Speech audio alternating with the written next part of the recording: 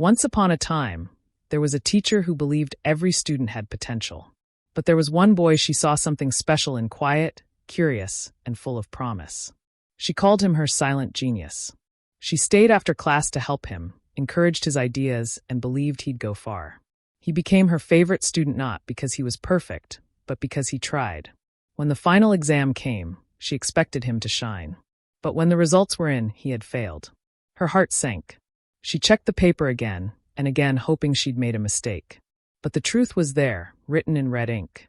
The next day, he came to her, eyes low, voice soft. "I'm sorry," he said. "I know I disappointed you." She smiled sadly and said, "No, you didn't disappoint me. You just didn't prepare." But inside, she felt like she had failed too. She had seen potential, but maybe not the pain behind his silence. It wasn't until weeks later that she found out. His mother had fallen sick, and he had been working after school just to help at home. He hadn't failed because he didn't care. He failed because life had tested him harder than the exam ever could.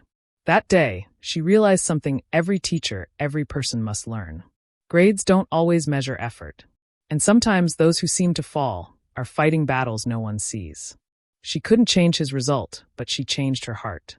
And from that day on, she stopped grading with a red pen and started teaching with compassion. Years later, that same boy returned, no longer a student, but a man.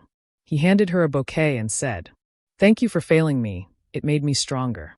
She smiled, tears in her eyes. Because sometimes failure isn't the end of the story. It's where growth begins. Not every failure is a loss. Sometimes it's a lesson life needed to teach us. In a language only the heart understands.